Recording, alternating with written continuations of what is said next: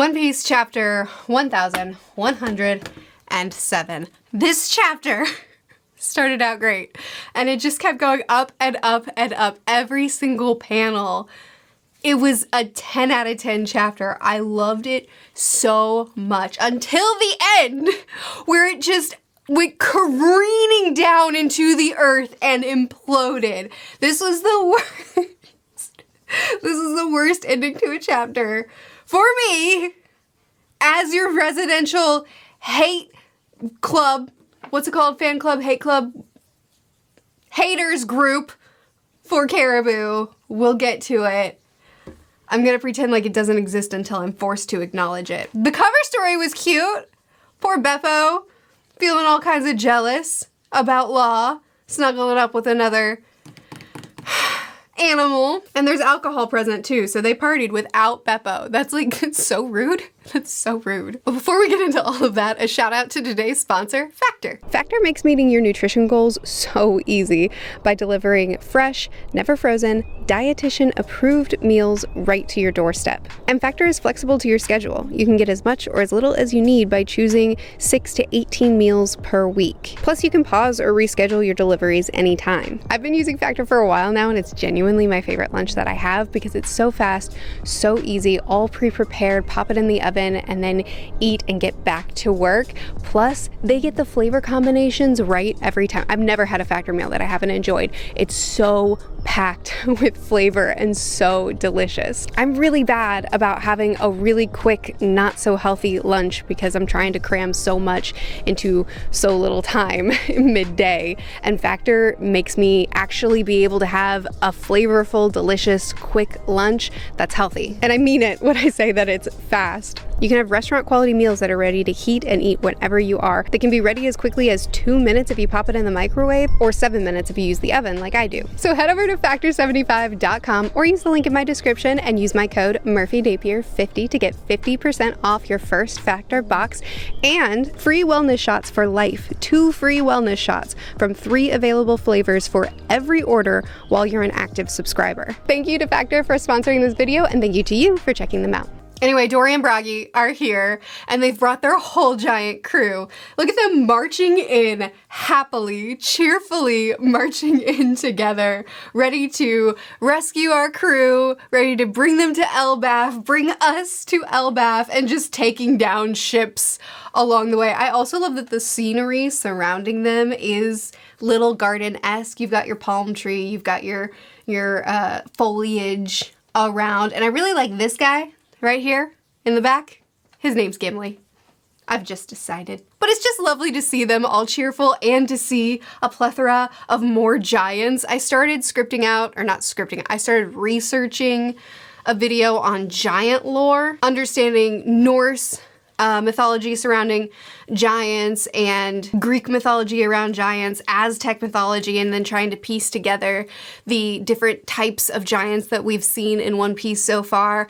It's so much. There's so much information to try to decipher and sort through and condense and then compare to One Piece. I don't know if that video will ever see the light of day. All that to say, it's cool to see more giants, and I'm looking forward to getting more One Piece giant lore. And I'm excited that we're getting a quick, here's more, and it's looking good. Oda does reference quickly that Luffy's crew happened across their duel, and on a different island, they met and befriended their subordinates, Oimo and Kashi, who are from Water 7. So I still don't think I understand what ended their great battle. I still don't understand when they stopped fighting and who won and why and what. What's the resolution to this thing that at least I've been wanting to know. Hopefully we'll get that. Unless we already got it somewhere and I just misunderstood. But anyway, Usopp is thrilled to see them as well. He's got his typical panic face on, but this time it's an excited reaction. It's my masters, which I didn't realize he took on a master-apprentice relationship with them. I mean, I knew he valued them and he looked up to them and he was like, these are my kin in soul and spirit. These are my kin. And I love that. And I'm thrilled that he's so excited to see them again and that he was afraid when we go to Elbaf, Usopp is a true One Piece fan. He's not speculating if we go. He's like, when we go, Oda. It's been decided on your behalf. When we go to Elbaf, I was afraid I wouldn't see them again, and here they are. So I love that for Usopp. I love this moment for Usopp. I love how excited he is. I didn't know that we were on a master sort of relationship with them, but I understand why he automatically places them in the master-apprentice sort of relationship, at least in his mind, even if it's not an official status. I love Brook. In these last few chapters, him being the problem solver, always the one that thinks through the best solution. When everything seems hopeless, he's like, oh, I'm taking care of it, right? So he's got this slick runway, and he's like, here we go. And then it's like, cool, how do we stop? Don't know. Okay, so we're gonna die? Probably. Time for tea. I love the way Brook carries himself, the way he acts like a bag of bones, does he not? He acts like someone who is already dead and does not fear death and treats death and despair and dire situations with so much casualness. This is so unfair. It's so unwarranted. But for a man who's already experienced despair, loneliness, near insanity at the hands of a hopeless situation, and also death, I'm sure for him it's like, so we crash, my bones swell apart, I put them back together, we move. Like, to him, it's nothing. To Lilith, it's a little something. And then we also have the Zoro and Lucci fight going on. Now, I honestly don't know how I feel about these panels yet, and I would love to, let's talk about this a little bit, because I'm not sure how I feel. Some people in my chat, when I was streaming, I streamed the chapter reactions on Patreon. And when I was kind of trying to gauge how do I feel about this, I kind of didn't expect to actually see the Zoro Lucci fight. I figured it would be done by the time we checked in with him. Some people noticed, or some people mentioned that he's not wearing his bandana, he's not fighting three sword style, it seems like he's playing with his food right now. Like he's talking big talk and he's like, I've got control of the situation. I'm the one in charge. Who do you think you are? And Lucci thinks he's in charge. And they're having some really great banter back and forth of kind of talking themselves up. But Zoro doesn't have any of the signs that he's actually putting his all into it. He's just kind of playing with him until he takes him down. He wants the fight. He wants some action, but he also knows, I've come a long way, Lucci, and you may be awakened, good for you, but, you know, I'm gonna fight two-sword style without my bandana, without giving my all, to make it a little bit even so I can have some fun before I move on and see what my captain's up to. If that's what's going on here, if it's like, I'm playing with my food, let's have fun, and that's why Jinbei came running in saying, this is not the time to be fighting. Hear that, Zoro? Because he sees, Zoro, come on, quit mucking about. We've got stuff to be doing right now. So if that's what's going on, then cool, I'm fine with that. But it took me a little bit to process Zoro huffing and puffing and struggling with Lucci when it just feels like we're past that. But I don't know, I'm not a power scaler, so what do I know about anything, you know? Like, I don't know who's better than who, so you talk to me in the comments, you tell me what's up. We have some people reacting to the chaos that's going on around the Marines and everything happening, and then we have back to Saturn, Bonnie, dying Vegapunk, and the rest. And Luffy is up in the sky, chillin', going, hey Bonnie, why are you crying? So I love these panels so much of Luffy joyful, free, and Bonnie sobbing in despair because, you know, her dad's dying, her friend's dying, the world is not going super well. And then the one that she's been waiting for, the one that she set sea to try to find so that she could reconnect with her dad, he's right in front of her. And he's been here this whole time. Of course I'm crying, idiot. I've been looking for you. I love these panels of her seeing the one she's been waiting for and crying and being so happy to find him and to have her hope restored in this moment, and for Luffy to be the embodiment of joy, to be the bringer of joy, to be the bringer of liberation, and she knows that about him. That's what she's been taught about him. And so her natural reaction when she realizes you've been Nika, that it was you, when she realizes that, her natural reaction is to just say, take care of the guy that's killing us. Take care of the guy that's harming my father, my friend, me. Take care of our oppressor, bringer of freedom. And she just knows that that's what he does. That's all she's known about sun god Nika. And then Luffy's response to that, first of all, he teases her a little bit. I saw that wimpy punch you threw. And she tells him, I was trying to be like you. Now show me how to do it. And then she says, punch him. Take care of him. Bringer of liberation. And his response is to teach her. His response is, all right, so from now on, here's how you throw your punches. Here's how you do it. He doesn't just say, okay, and then punch him. He's like, okay, here, Bonnie, let me show you how to do what I do. I love it so much. And then he punches Vegapunk, his name's Saturn. Saturn so many times and so hard, and you can see the impact on him. Even though Saturn looked at Luffy first and did the head explodey trick or whatever on Luffy, and it affected Luffy, and he's like, yeah, no. And then just starts going in on him and then punches him out. He's punched back off somewhere else on the island once again, and they're free. Frankie wants Bonnie to get up and to run and to start. We need to get off this island. We need to leave. There's a buster call going on right now. Vegapunk is laying on the ground saying, yeah, I can't get up right now because I'll die. So you go ahead. And I'm just saying, these are not the words of a dying man. These are the words of a man who's waiting for someone to come along and heal him. What do I know? I mean, not from Vegapunk's perspective. From Vegapunk's perspective, he's just like, I can't get up. I'm gonna die if I try. So you go ahead. And I'm probably just still gonna die. But from a storytelling perspective, these do not seem like the words of a dying man. So, you know, I expect him to be fine. And then Kizaru. Vegapunk's like, you go. I can't super get up right now. And Kizaru steps in and he's like, you'll die whether you move or not. Accept your fate. Blast! It's like Oda. It's like Oda heard all the stupid theories about Kizaru changing sides and like, look at him, he's clearly so tortured. He clearly doesn't want to choose to stay on the side that he's on, and he's gonna turn to Vegapunk, and then he slices open the tube, stops them, and tries to kill them, and then the stupid theorists are like, no, but maybe still, maybe he still doesn't want to do it. He's just biding his time. He's just waiting for the right opportunity. And Oda has been listening to us. And he's like, you're really not getting it. Let me make it painfully clear. He's trying to kill them, obviously. So Kizaru, Vegapunk's like, you go on. I can't move right now. And Kizaru's like, just die.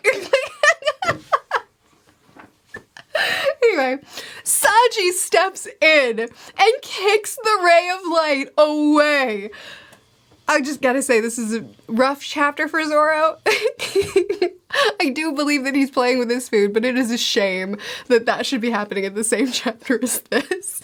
But Sanji looks amazing, stepping in, kicking the beam of light away. Faster than light, Sanji is, just saying. And look at Kizaru's stupid face. Like, the way he's looking at Sanji like, what? How? Physically impossible. None of this makes sense. Absolute lunacy, right? And Frankie too is like, ah! And then Sanji. I love that Sanji is so cool. Like, he's so suave, he's so cool, he's so powerful. And then he opens his mouth and he's like, he's just a cheese ball. He's just a nerd. Like, don't take me wrong, Sanji fans. This is not an insult. This is endearment. I love that Sanji is so cool and then steps down and then is like, love is stronger than light. Like, that's so much cheese. It's so bad. And I love him for it. I love it so much. And Kizaru's response, if that's true, then physics as we know it is dead. This entire scene of Kizaru stepping in and being like, you theorizers are stupid. I'm obviously trying to kill this guy. Sanji steps in and takes the spotlight, then steps down and makes himself look like a nerd, like a dork. Dork, that's the right word. Like a dork. And then Kizaru is like, physics is dead. This doesn't, I don't know what to do with this. Oh my gosh, it's so funny. It's so good. And then Kizaru is like, okay, everything is going wrong. This is not good for me. I need to take your heads back. I need to at least take your heads back to save face. And Luffy just laughs. He's just like, that's hilarious, man. And Sanji lights up a cigarette and so smooth, so cool. He's like, better start writing up your formal apology. This is what I want from the Straw Hats. This is what I want from my crew at this point in the story. I want them to face off against an admiral that has the speed of light on his side, that's really powerful, and that is unequivocally trying to kill them. And in response, Luffy laughs, and Sanji's like, no, it's not gonna work out for you, pal. Like, shucks for your image, but you're gonna walk away with a limp. And that's exactly what I want. That's exactly the kind of banter that I want my crew to be having at this point in the story. So I love that Sanji, it's like a cool sandwich. He's like, he's awesome, he's a cheese ball, and then he's back to being suave. That's who Sanji is at his best. This is what I want from Sanji. Anyway, Katarina Devon is here, or Devon. Katarina is here, as well as Van Augur. And we've been waiting for them to show up, right? Like, we've been talking about this for forever. We've been waiting for Blackbeard's ship. What are you doing here? What's going on? And she seems surprised to be here. So here's my thing. I know there's a lot of discussion about this. She seems surprised that what's his name, Saturn is here. I've never heard, she said, what kind of powers are these, I wonder? I've never heard of the 5 elders coming down to the real world from their lofty perch. So I don't think she knew Saturn was here. I think that they came here for a different purpose. Maybe their purpose was just to find someone powerful and steal their image and powers. I don't know. And then they see Saturn and they're like, jackpot. Or maybe they came here for a different purpose. They were doing something, and then on their way out, they see Saturn, and they're like, wow, this is great for us. So she pats him, she gets his DNA, or whatever it is she needs, and now she can take on the image of Saturn. And also, maybe his powers? I don't really know what she's able to do. He mentions, y'all are really powerful. Why are you leashed to someone? Why are you submitting underneath someone when you could have your own crews? You could be your own lone agents. And she says, teach is special. To which he replies, bloodline. So this is unsurprising with everything that we know about Blackbeard so far, with him having, not sleeping. There was a line about his body is different. We know that he can have more than one devil fruit at a time, which is impossible. So it's not surprising at all that he probably isn't human, that he has some sort of bloodline that makes him special. Anyway, he asks them, what do you want? And they say, the world. Cool. And then Saturn attacks and they warp away. So Saturn's just taking L's left and right. It's just not his best day. He's not doing so great. At least he's still got Kizaru on his side, I guess. Anyway, so Van Augur is not fully trained on his warp fruit, which is really interesting. So it could be more powerful. It could be a Kuma fruit, but it's not a Kuma fruit because he hasn't trained enough. So keep that in mind, because assuming Kuma survives a while longer, if Van Augur and Kuma, if there's a situation where these people are head to head, we know that Kuma can outdo Van Augur in this particular fruit. So that could mean that Van Augur like grabs Bonnie and pops away, and then Kuma's like, no. And he just pops over there, grabs her, and then pops further away out of Van Augur's reach. Or, I don't know. Anyway, friggin' Caribou's here. I don't know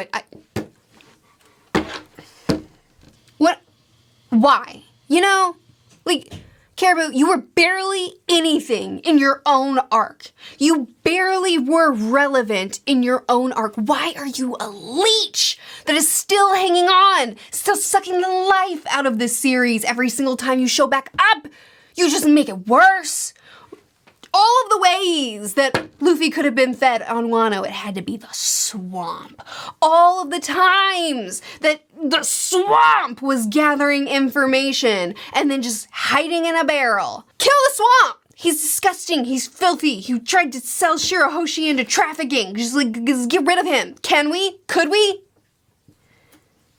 So he's a fanboy. He's a fanboy of, okay. Okay. So he's a fanboy of Van Augur and Katarina. Supersonic Van Augur, Crescent Moon Hunter Katarina Devon. My name is Caribou. I'm just a humble pirate, and I'm at your service. I've been looking for you folks. See, there's a certain someone who inspired me to go out to sea in the first place. A lifelong dream is for me to be the master of Blackbird Goons. Please, you gotta let me see him in person. I'm begging ya. Why are you here? It's just so annoying because this is a 10 out of 10 chapter. I was loving it so much. And it's not even like Caribou shows up, I get angry, and then we move on and we do something else. It has to end on Caribou. You have to leave me on that swampy face. I don't, okay, it's fine. So I'm gonna put a comment on the screen from my stream. Cheetah did a great job summarizing implications here. Blackbeard will find out about the ancient weapons on Fishman Island and Wano. There's a chance Devon touched Luffy, making Madame Charlie's prediction come true.